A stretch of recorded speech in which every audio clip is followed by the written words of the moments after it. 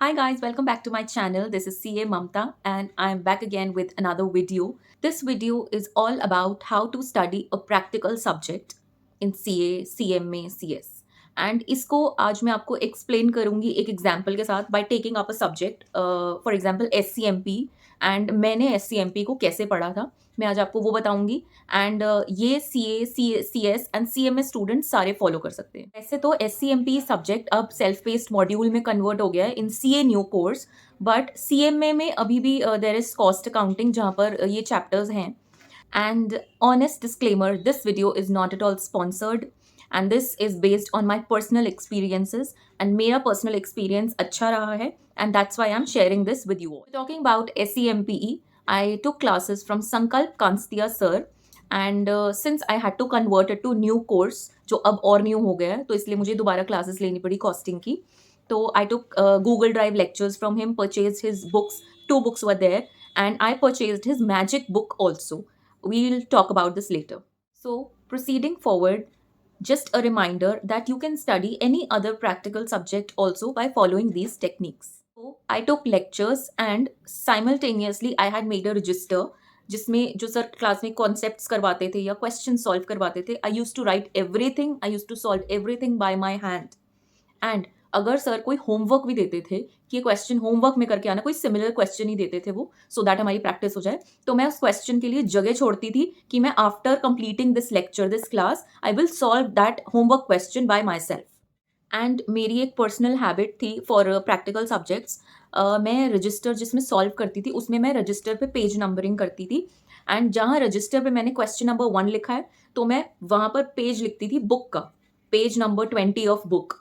And book में जहाँ अगर क्वेश्चन नंबर लिखा है वहाँ मैं लिखती थी page number 2 of register, so that मुझे ट्रेस करने में ईजी होता था। एंड ये आपको स्पेशली ज़्यादा हेल्पफुल होगा ड्यूरिंग योर रिविजन्स या आप सेकेंड या थर्ड टाइम जब सॉल्व कर रहे हो, जब 50-50 क्वेश्चन होते हैं, आपको कभी बुक में नहीं मिल रहा, कभी रजिस्टर में नहीं मिल रहा, तो इससे मुझे नंबरिंग से बहुत हेल्प मिलती थी। This was my personal habit जो मैंने मेंटेन की थी for a practical subject. And secondly during my lectures only, अगर मुझे किसी क्वेश्चन के स्टेप में, क्योंकि कॉस्टिंग के क्वेश्चन हैं तो दे आर लेंदी, तो अगर किसी स्टेप पे मुझे कुछ कॉम्प्लेक्स लगता था या कोई कैलकुलेशन कॉम्प्लेक्स लगती थी या कोई ऐसा कॉन्सेप्ट होता था, तो मैं वहीं पर उसी स्टेप के नीचे अपने वर्ड्स में 2-3 लाइंस में हाइलाइटर से हाईलाइट करती थी और लिखती थी कि ये कैलकुलेशन कैसे हुई है या सेकंड के बाद थर्ड स्टेप कैसे आया, या अगर मुझे कुछ भी लिखना होता था in my own words I use to write कि मैं सेकंड टाइम जब सॉल्व करूँ तो मैं यहाँ स्टक ना हो जाऊँ। तो ऐसे मैंने first reading of the subject या लेक्चर्स अपने फिनिश कर लिए finally with my register in hand जो मैंने अपने हाथ से लिखा था पूरा। Now it's the time for second reading, second go of the subject, जिसमें आप एक्चुअल में करोगे सेल्फ स्टडी। यस, आप सबसे पहले मैं क्या करती थी, मैं कोई चैप्टर उठा रही हूँ जैसे, तो मैं सारे उसके चैप्टर के कॉन्सेप्ट्स गो थ्रू करती थी एक बार एंड क्वेश्चन सॉल्व करने बैठती थी। और दूसरा मैंने एक रजिस्टर बनाया था जिसमें मैं हाथ से दोबारा क्वेश्चन सॉल्व करती थी। और क्योंकि मैं फर्स्ट टाइम खुद से प्रैक्टिकल क्वेश्चन सॉल्व कर रही हूँ और लंबे क्वेश्चन सॉल्व कर रही हूँ, तो मैं ज़रूर स्टक होंगी ही होंगी। एंड इसके लिए मैं अपना फर्स्ट रजिस्टर अपने पास रखती थी, जहाँ मैं स्टक होती थी मैं वो स्टेप देखती थी, अच्छे से समझती थी और मैं लिखती थी, चाहे मैं 2 स्टेप देख कर लिख रही हूँ, बट मैं करती थी। और अगर किसी स्टेप पे मुझे लग रहा है कि मैंने 10 स्टेप तो कर लिए पर मैं 11वें पे स्टक हो गई हूँ, तो मैं उस 11वें स्टेप को हाईलाइट करती थी कि आगे मुझे याद रहे मैं यहाँ स्टक हुई थी। और अगर थर्ड टाइम मुझसे वो सॉल्व हो गया then it's a win win situation for me, and third time भी नहीं हुआ देन उसको अच्छे से ग्रास्प करने की ज़रूरत है मुझे। तो मैं ऐसे करती थी सेकेंड अपना गो ऑफ द सब्जेक्ट। और मैं एक और चीज़ करती थी क्वेश्चन सॉल्व करते हुए, that is question marking.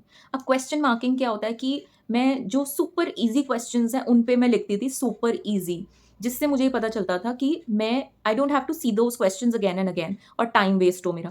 And जो डिफिकल्ट थोड़े कॉम्प्लेक्स या इंपॉर्टेंट क्वेश्चंस मुझे लगते थे वो मैं वेरी इंपॉर्टेंट या वेरी वेरी इंपॉर्टेंट, या जो मेरे से बहुत ईजिली सॉल्व हो जाता था मैं लिख देती ईजिली सॉल्व्ड, ताकि मेरी लिस्ट उस अकॉर्डिंग मॉडिफाई होती रहती। ऐसे ही जब आप थर्ड टाइम पढ़ते हो तो ऐसे ही आपकी लिस्ट से क्वेश्चंस हटते जाएंगे, जो आप क्योंकि 2 बार या 3 बार सॉल्व कर रहे हो तो आपको समझ आ जाते हैं और आपसे सॉल्व हो जाते हैं। तो इससे क्या होता है, एक तो आपकी लिस्ट छोटी होती जाती है एंड सेकेंड क्या होता है, आपका कॉन्फिडेंस बिल्ड हो जाता है, जो कि बहुत इंपॉर्टेंट है एक प्रैक्टिकल सब्जेक्ट में। यस, अब जो मैंने सर की मैजिक बुक के बारे में आपको बताया था, येस, मैंने उनकी मैजिक बुक भी लेटर ऑन परचेज़ की थी and I used to study from that book theory. Yes, theory मैं उससे पढ़ती थी एंड सर ने यूट्यूब पे मैजिक बुक रिविज़न के लेक्चर्स भी डाले थे जिससे मैं रिवाइज़ करती थी। एंड येस, थोड़ा बहुत हाइलाइटिंग या कुछ लिखना होता था बुक में, वैसे ज़रूरत मुझे ज़्यादा पड़ी नहीं। एंड मैं उसको 2-3 बार मैंने उस बुक को पढ़ा है। अगर मैं थ्योरी पढ़ने में थोड़ा एफर्ट लगता, अगर मैं खुद से नहीं पढ़ पा रही होती थी या आपको कभी-कभी बोर भी लगता है, it is theory, it is very normal. तो मैं सर के रिविज़न ही ऑन कर लेती थी, पढ़ती थी साथ-साथ, एक-एक कॉन्सेप्ट सुनती थी, पढ़ती थी, लिखती थी, समझती थी, रिटेन करने की कोशिश करती थी। तो ऐसा मैंने second, third time, fourth time multiple times theory पढ़ी है, बिकॉज़ आप जब तक ऐसे मल्टिपल टाइम्स पढ़ोगे नहीं, आपको रिटेन नहीं होगा। So for a practical subject I would suggest, जो उसका प्रैक्टिकल पार्ट होता है, आपको हाथ से सॉल्व करना ही पड़ेगा। और क्योंकि आप जब तक आप 2-3 बार सॉल्व नहीं करोगे ना, आपको एग्ज़ाम में क्लिक नहीं होगा। Because I want to tell you कि when I failed my attempts also, मैंने क्वेश्चंस हाथ से सॉल्व किए होते थे 2-3 बार और एग्ज़ाम में मुझे पता है एग्ज़ैक्ट क्वेश्चन है, but I used to go blank sometimes. कभी-कभी आपके किए हुए क्वेश्चंस आप सॉल्व नहीं कर पाते एग्ज़ाम में, नोइंग दैट कि आपने बहुत बार प्रैक्टिस करा था वो। तो आप बिना प्रैक्टिस करे कैसे कर पाओगे? So please, practical subject practice करने बहुत ज़रूरी हैं। And for the theory part of दो subjects, yes, multiple revisions are necessary, क्योंकि आप थोड़े दिन में थ्योरी भूल जाते हो। So you need to keep revising those theory chapters, तभी आपकी मेमोराइजिंग अच्छी होगी, रिटेंशन अच्छी होगी। With this I end my video. And आपको और ऐसी tips for any other subject चाहिए तो I will make a video for sure for you all, क्योंकि आपको गाइड करना विद माई एक्सपीरियंसेस, जो मेरे फेलियर एक्सपीरियंसेस रहे हैं उनके बेसिस पे गाइड करना इज़ माई मोटिव, कि जो मैंने फेस किया है वो और कोई फेस ना करे, because giving multiple attempts is not a pleasant experience. So thank you. Bye bye. Take care and happy studying.